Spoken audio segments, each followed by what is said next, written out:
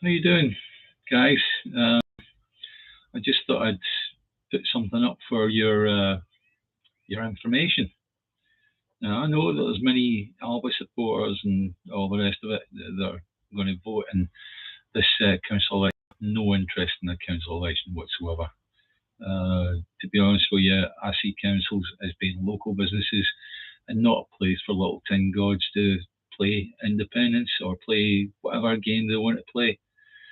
Anyway, I'm going to read you this. And I want you to try and figure out which MP actually said this, right? Many of you have read it, but for those that haven't, I suppose maybe this is going to be a bit of an eye opener.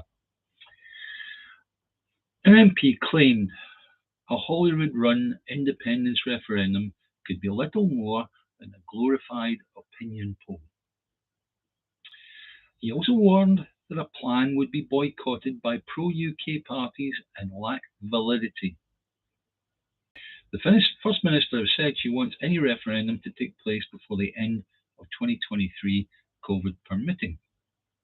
Her preferred route is a joint agreement with the UK government, but Boris Johnson's refusal means that the SNP Green majority in Parliament could try to organise a new vote without Westminster.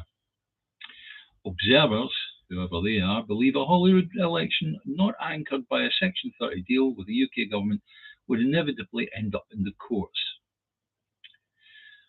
The MP has criticised the SNP strategy. I'm leaving out his name here.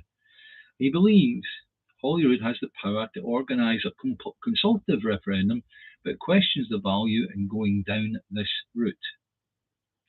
He told The Record, because that's the newspaper itself, what is within the powers of the Scottish Parliament is to hold a referendum which could ask a question: should Scotland be an independent nation, yes or no? Would it be binding?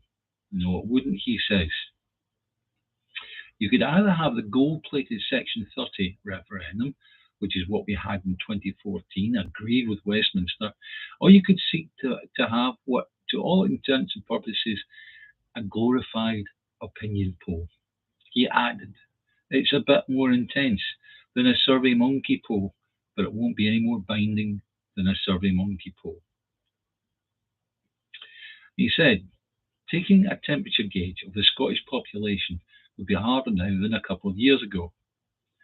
He said of the SNP Green government, they have allowed the opposition parties to say they will boycott it, and therefore holding it you would have to question whether it has a validity. Now, okay, have you guessed who it was yet? Well, I'll tell you who it was. It was Kenny McCaskill of the Alba Party.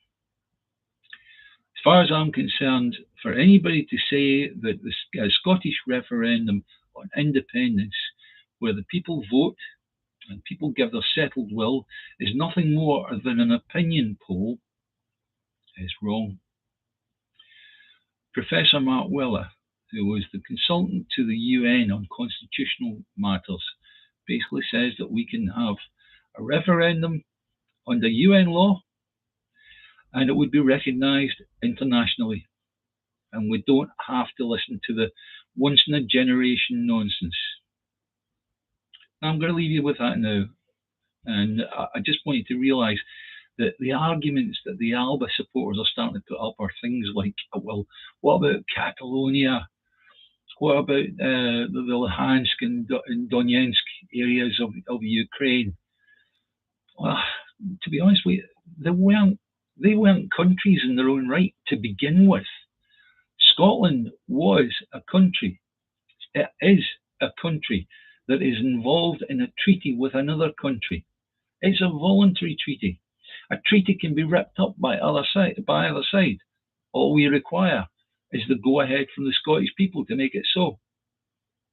Have a good day.